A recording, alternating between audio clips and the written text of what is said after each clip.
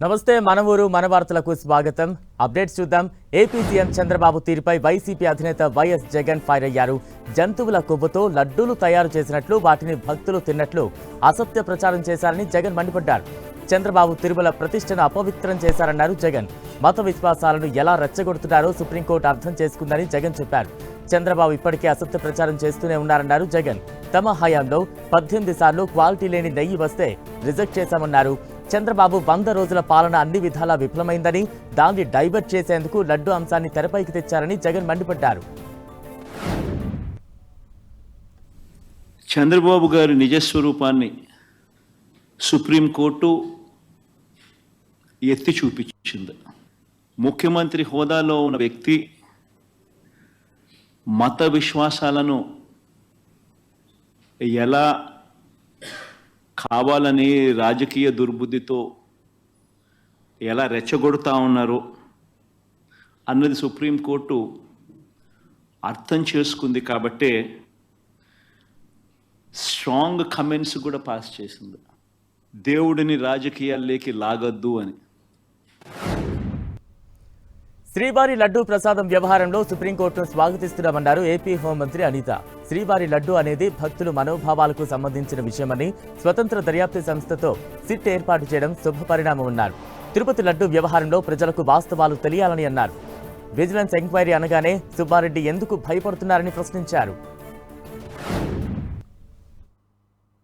నిజంగా చాలా మంచిగా స్వాగతించాల్సిన విషయం. డెఫినెట్ గా సుప్రీంకోర్టు ఏదైతే చెప్పిందో దాని ప్రకారంగా సిబిఐ ఆఫీసర్స్ తో పాటు మన లోకల్ పోలీస్ డిపార్ట్మెంట్ నుంచి ఒక 2 అఫీషియల్స్ ని కూడా వేసి సిట్ ఏర్పాటు చేయమన్నారు. దానికి కంపల్సరీగా మనం స్వాగతించాలి. ఎందుకంటే ఇప్పుడు నిజాలు తేలాలి, ఎట్టి పరిస్థితి నిజాలు తేలాలి. దాని మీద సిట్ దర్యాప్తు మనకు ఎంక్వైరీ కూడా జరుగుతుంది. జరిగిన తర్వాత మనందరికీ కూడా నిజాలు తెలుస్తుంది. తిరుపతి లడ్డూలో జంతువు కొవ్వు కలిసింది అనేది అబద్ధమని, కల్తీ జరిగింది మాత్రం వాస్తవమన్నారు కాంగ్రెస్ నేత చింతమోహన్. లడ్డూలో పంది కొవ్వు, చేప నూనె కలవడం అసాధ్యమన్నారు. నెయ్యిలో పామ్ ఆయిల్ కలిసిందన్నారు. లడ్డూ చేసే వాళ్ళంతా వెజిటేరియన్స్ అని, జంతు కొవ్వు కలిపే అవకాశమే లేదన్నారు చింతమోహన్. తిరుపతి లడ్డూపై చంద్రబాబు, పవన్ కళ్యాణ్ రాజకీయం చేయడాన్ని చింతమోహన్ ఖండించారు. టీటీడీ లడ్డూపై చంద్రబాబు చూపించిన రిపోర్టులు తప్పని, ఆ రిపోర్టులు నమ్మదగినవి కాదన్నారు.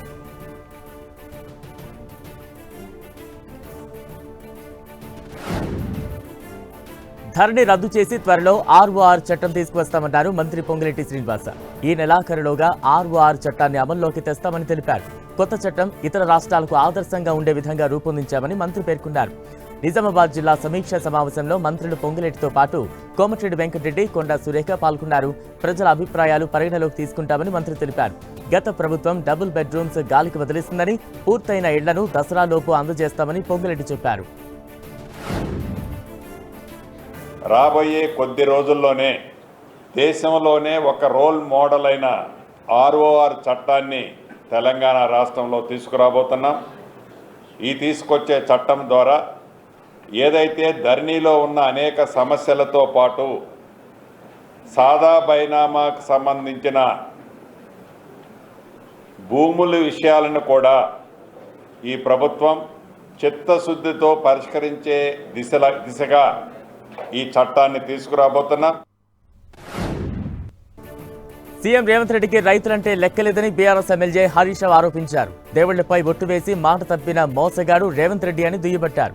గ్యారంటీలతో ప్రజలను కాంగ్రెస్ మోసం చేస్తోందని మండిపడ్డారు.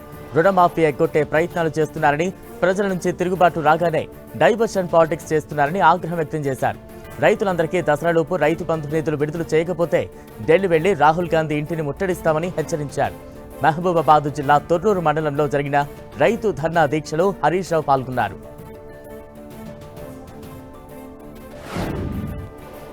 సీఎం రేవంత్ రెడ్డికి మాజీ ఎంపీ కేవీపీ రామచంద్రరావు లేఖ రాశారు. మూసీ బఫర్ జోన్లో తన ఫామ్ హౌస్ ఉన్నట్లు ఆరోపణలు వస్తున్నాయని, ఒకవేళ మూసీ బఫర్ జోన్లో తన ఫామ్ హౌస్ ఉంటే 48 గంటల్లోనే తాను సొంత ఖర్చులతో కూల్చేస్తారని కేవీపీ స్పష్టం చేశారు. మార్కింగ్ తేదీ, సమయం ముందే ప్రకటించాలని, తనపై ఆరోపణలు చేస్తున్న ప్రతిపక్ష నాయకులు వారి అనుకూల మీడియాను తీసుకొచ్చి సర్వే చేయించాలని కేవీపీ విజ్ఞప్తి చేశారు. తాను క్రమశిక్షణ కలిగిన కాంగ్రెస్ కార్యకర్తలంటూ చెప్పారు.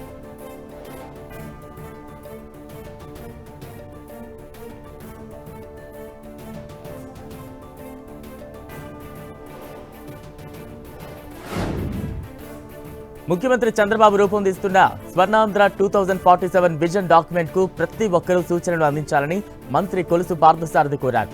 స్వర్ణాంధ్ర 2047 విజన్ డాక్యుమెంట్ పై ఏలూరు జిల్లా కలెక్టరేట్లో అధికారులతో మంత్రి సమీక్ష నిర్వహించారు. చంద్రబాబు విజన్ వల్లే హైదరాబాద్ కు ప్రపంచ పటంలో గుర్తింపు వచ్చిందన్నారు. ఆంధ్రప్రదేశ్ రాష్ట్రాన్ని అభివృద్ధి పదంలో నిలిపేందుకు స్వర్ణాంధ్ర 2047 ప్రణాళికతో ముందుకు వెళుతున్నారని మంత్రి తెలిపారు. 2047 నాటికి వికసిత్ భారత్ లక్ష్యంగా కేంద్రం విజన్ పెట్టుకుందని, అదే దారిలో రాష్ట్రం అభివృద్ధిలో ముందుకు వెళుతుందన్నారు.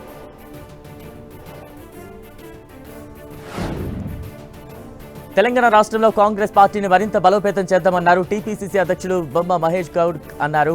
హైదరాబాద్ నుంచి నిజామాబాద్ వెళుతూ రామాయంపేట వద్ద ఆగారు. కాంగ్రెస్ కార్యకర్తలు టపాసులు కాల్చి స్వాగతం పలికారు. ప్రతి కార్యకర్తను గుండెకు హత్తుకుని పార్టీ బలోపేతానికి మరింత కృషి చేస్తారని మహేష్ తెలిపారు.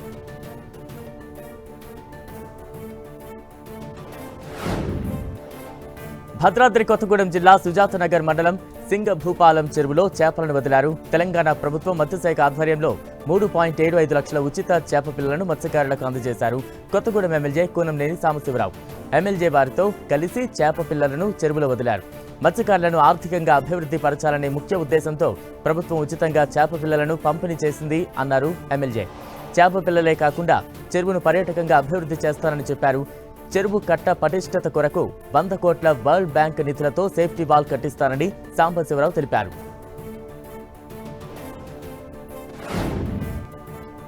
Karimnagar Satavahana urban development authority chairman Komatireddy Narender Reddy వినూత్న రీతిలో నిరసన తెలిపారు. మూసీ హైడ్రా కూల్చివేతలపై విపక్షాల ఆరోపణలకు వ్యతిరేకంగా హోమం నిర్వహించారు. రేవంత్ రెడ్డి ప్రభుత్వం ప్రజాపాలన అందిస్తోందన్నారు. చెరువులు, కుంటలు, నాలాల కబ్జాల నుంచి ప్రభుత్వ ఆస్తులను సంరక్షిస్తుంటే చూడలేక బీఆర్ఎస్, బీజేపీ నేతలు వ్యతిరేకిస్తున్నారని ఆయన విమర్శించారు. బీఆర్ఎస్, బీజేపీ నాయకులకు జ్ఞానోదయం కలగాలని మేధా హోమం నిర్వహించినట్లు నరేందర్ రెడ్డి తెలిపారు. బీజేపీ నాయకులు అనవసరంగా మూర్ఖంగా కాంగ్రెస్ ప్రభుత్వం మీద దుమ్మెత్తి పోస్తూ ఉన్నారు. మరి ఇటువంటి మంచి పనులు చేస్తూ ఉంటే వాళ్ళు చేస్తున్నటువంటి విమర్శలకు మరి మేము ఒక్కటే చెప్తా ఉన్నాం, మీకు జ్ఞానోదయం కలగాలి, మంచిని మంచి అని చెడుని చెడు అనే విధంగా మీకు ఆ భగవంతుడు జ్ఞానోదయం కలిగించాలని మేధా హోమం కార్యక్రమం నగర కాంగ్రెస్ ఆధ్వర్యంలో పోలవరం ప్రాజెక్టు పనులను పరిశీలించారు project authority CEO Atul Jain. Polavaram spillway upper, lower coffer డ్యాంలు, గ్యాప్ 1, 2, 3 గైడ్ బండ్లను ఆయన పరిశీలించారు. పోలవరం ప్రాజెక్ట్ అథారిటీ సీఈఓగా బాధ్యతలు చేపట్టిన తర్వాత తొలిసారిగా పర్యటించారు అతుల్ జైన్. పోలవరం ప్రాజెక్టు పనులకు సంబంధించిన వివరాలను అధికారులు సీఈఓకు తెలియజేశారు.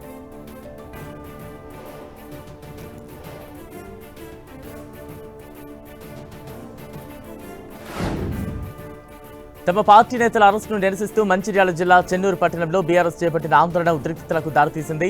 శనగకుంట మత్తడి కేసులో అధికార పార్టీకి చెందిన నేతలను అరెస్టు చేయకుండా కేసుతో ఎలాంటి సంబంధం లేని గులాబీ నేతలను ఇరికించి రిమాండ్కు పంపించారని ఆరోపించారు. అంబేద్కర్ చౌక్ వద్ద బీఆర్ఎస్ నేతల నిరసనను పోలీసులు అడ్డుకున్నారు. దీంతో బీఆర్ఎస్ నేతలకు పోలీసులకు మధ్య తోపులాట జరిగింది. తోపులాటలో బీఆర్ఎస్ కౌన్సిలర్ దోమకొండ అనిల్ స్పృహ కోల్పోయారు. ఆందోళనకారులను పోలీసులు అరెస్టు చేసి స్టేషన్కు తరలించారు.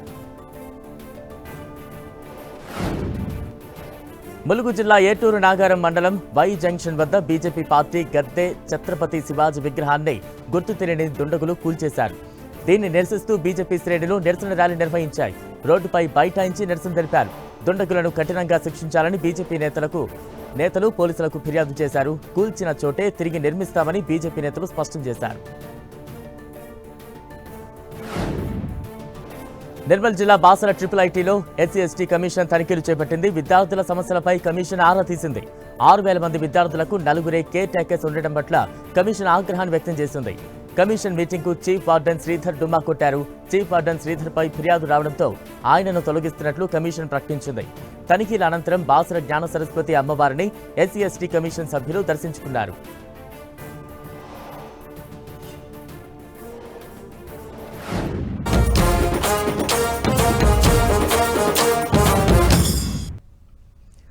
తెలంగాణ పబ్లిక్ కమిషన్ ముందు పోస్టర్లు కలకలం రేపాయి. తెలుగు అకాడమీ పుస్తకాలు పోటీ పరీక్షలకు ప్రామాణికం కాదని, వాటిని ఎవరూ కొనొద్దని విజ్ఞప్తి చేస్తూ పోస్టర్లు వెలిశాయి. తెలుగు అకాడమీ ముందు కూడా పోస్టర్లు వెలిశాయి. తెలంగాణ పబ్లిక్ సర్వీస్ కమిషన్ తప్పులతో నిరుద్యోగులకు తిప్పలు అంటూ పోస్టర్లలో పేర్కొన్నారు. గ్రూప్ 1లో 150 ప్రశ్నలు తయారు చేయలేని తెలంగాణ పబ్లిక్ సర్వీస్ కమిషన్ ఎందుకు అంటూ పోస్టర్లో రాశారు.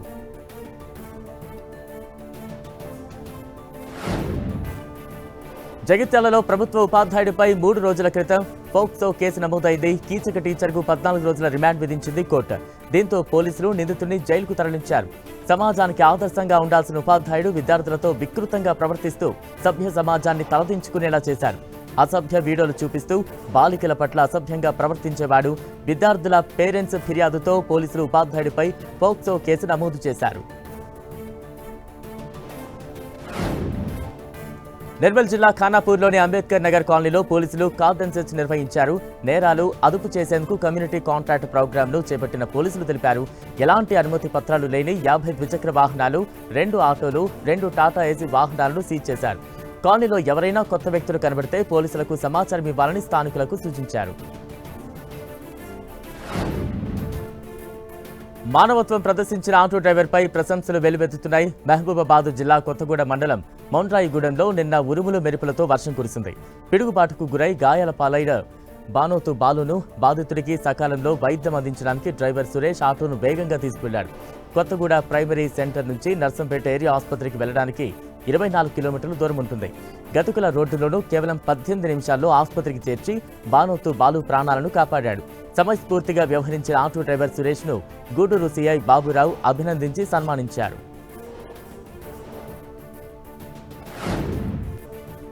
పార్వతీపురం మంజం జిల్లా పాచిపేట మండలం విశ్వనాథపురం గ్రామంలో డయేరియా ప్రబలింది. గత 3 రోజులుగా విరోచనాలతో 30 మందికి పైగా బాధపడుతున్నారు. విశాఖ కేజీహెచ్లో చికిత్స పొందుతూ 2 మృతి చెందారు. సాలూరు ప్రాంతీయ ఆసుపత్రిలో 3, ప్రైవేట్ హాస్పిటల్లో మరో 6 చికిత్స పొందుతున్నారు. దీంతో అలర్ట్ అయిన అధికారులు గ్రామంలో వైద్య శిబిరాన్ని ఏర్పాటు చేశారు. కరీంనగర్ జిల్లాలో దొంగలు హల్చల్ చేస్తున్నారు. ప్రగతి నగర్ కాలనీలో దొంగతనానికి పాల్పడ్డ 2 దొంగలను పోలీసులు అరెస్టు చేశారు. వారి నుంచి 187 గ్రాముల బంగారు ఆభరణాలు స్వాధీనం చేసుకున్నారు. సీసీ కెమెరా ఆధారంగా కరీంనగర్ 3 టౌన్ పోలీసులు ఈ కేసును ఛేదించారు. పోలీసులకు పట్టుబడిన వారిలో ఒక మహిళ కూడా ఉంది. నిందితులను రిమాండ్కు తరలించారు.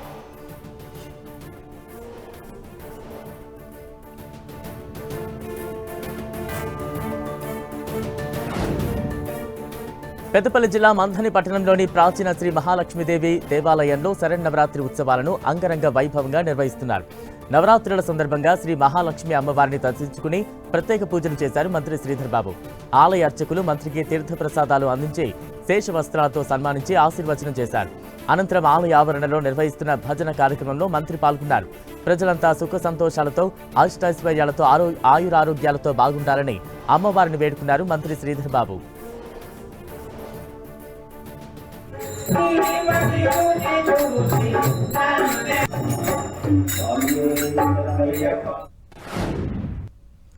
అష్టాదశ శక్తి పీఠాలలో 5వ శక్తి పీఠమైన అలంపూర్లోని శ్రీ జోగులాంబ బాల బ్రహ్మేశ్వర స్వామి ఆలయంలో నవరాత్రి బ్రహ్మోత్సవాలు అంగరంగ వైభవంగా ప్రారంభమయ్యాయి.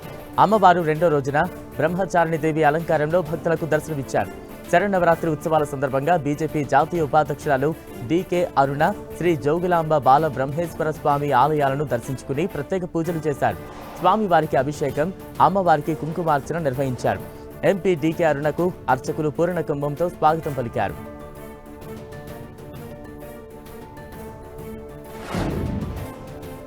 ములుగు జిల్లా మంగపేట మండలంలో మంత్రి సీతక్క బతుకమ్మ వేడుకల్లో పాల్గొన్నారు. రైతు వేదిక ప్రాంగణంలో మహిళలతో కలిసి బతుకమ్మ ఆడారు. ఆటపాటలతో సీతక్క మహిళలను ఉత్సాహపరిచారు. కాంగ్రెస్ ప్రభుత్వం మహిళలకు అన్ని విధాలుగా అండగా ఉంటుందని చెప్పారు. మహిళలకు వారికి నచ్చిన చీరలను అందజేస్తామని సీతక్క అన్నారు. బతుకమ్మ పండుగకు కానుకగా ఇచ్చే చీరలను త్వరలోనే అందజేస్తామన్నారు. 1,30,00,000 చీరలను పంపిణీ చేస్తామన్నారు.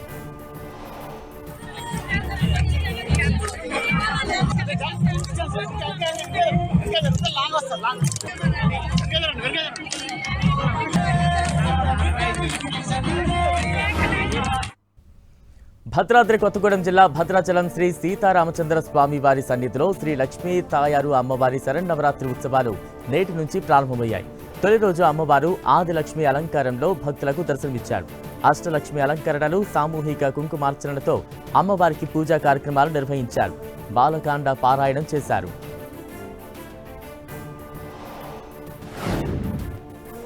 పశ్చిమ గోదావరి జిల్లా తాడేపల్లిగూడెం గ్రామదేవత శ్రీ బలుసమ్మ బలుసులమ్మ తల్లి అమ్మవారి శరన్నవరాత్రి ఉత్సవాలు ఘనంగా నిర్వహిస్తున్నారు. బలుసులమ్మ అమ్మవారి ఆలయాన్ని 4000 కేజీల పండ్లతో అలంకరించారు.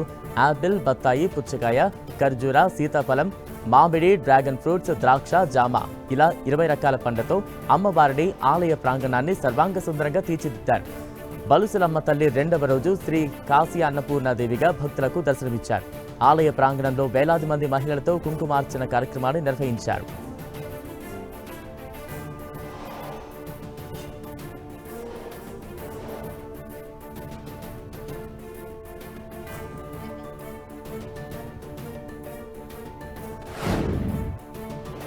ఏజెన్సీ ముఖద్వారమైన సాలూరు ప్రజల కళ ఎట్టకేలకు సాకారమైంది. విశాఖ నుంచి బొబ్బిలి మీదుగా సాలూరు వరకు షెడ్యూల్ ట్రైన్ ప్రతిపాదనలు ఎట్టకేలకు పట్టాలెక్కాయి. విశాఖ నుంచి బొబ్బిలి మీదుగా సాలూరు వరకు రైల్వే అధికారులు ట్రయల్ రన్ నిర్వహించారు. మా ఊరికి రైలు వచ్చిందంటూ స్థానికులు సంబరపడుతున్నారు. దసరా తర్వాత ఈ రైలు రెగ్యులర్గా నడుపుతారు.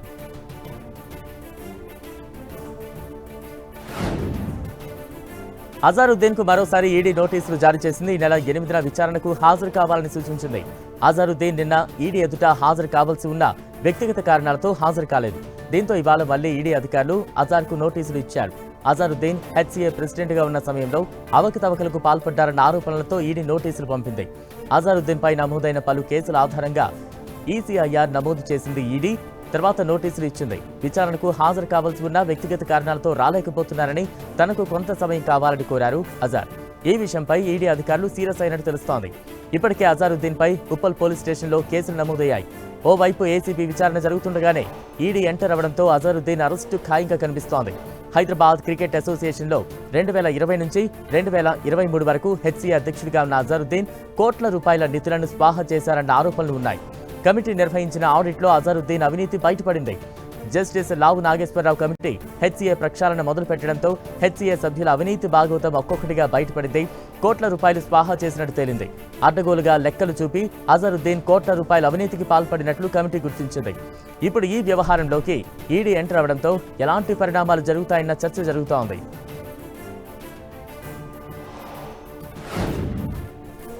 తెలంగాణలో మరో 3 రోజులు వర్షాలు కురుస్తాయని హైదరాబాద్ వాతావరణ కేంద్రం హెచ్చరించింది. దీంతో ఆయా జిల్లాలకు ఎల్లో అలర్ట్ జారీ చేసింది. పలుచోట్ల ఉరుములు మెరుపులతో కూడిన వర్షాలు పడే అవకాశం ఉందని చెప్పింది. రంగారెడ్డి, హైదరాబాద్, మేడ్చల్, మల్కాజ్గిరి, వికారాబాద్, మెదక్, కామారెడ్డి, మహబూబ్ నగర్, నాగర్ కర్నూల్, వనపర్తి, నారాయణపేట, జోగులాంబ, గద్వాల జిల్లాల్లో వానలు పడే ఛాన్స్ ఉందని తెలిపింది. ఇవాళ ఆదిలాబాద్, నిర్మల్, నిజామాబాద్, జనగాం, సిద్దిపేట, భువనగిరి, రంగారెడ్డి, హైదరాబాద్, మేడ్చల్, మల్కాజ్గిరి, వికారాబాద్, సంగారెడ్డి, మెదక్, కామారెడ్డి, మహబూబ్ నగర్, నాగర్ కర్నూల్, వనపర్తి, నారాయణపేట, జోగులాంబ, గద్వాలలో వర్షాలు కురుస్తాయని అంచనా వేసింది. రేపు నిజామాబాద్, జనగాం, సిద్దిపేట, యాదాద్రి, భువనగిరి, రంగారెడ్డి, హైదరాబాద్, మేడ్చల్, మల్కాజ్గిరి, వికారాబాద్, సంగారెడ్డి, మెదక్, కామారెడ్డి, మహబూబ్ నగర్, నాగర్ కర్నూల్, వనపర్తి, నారాయణపేట, జోగులాంబ, గద్వాలలో వానలు కురుస్తాయంటూ పేర్కొంది.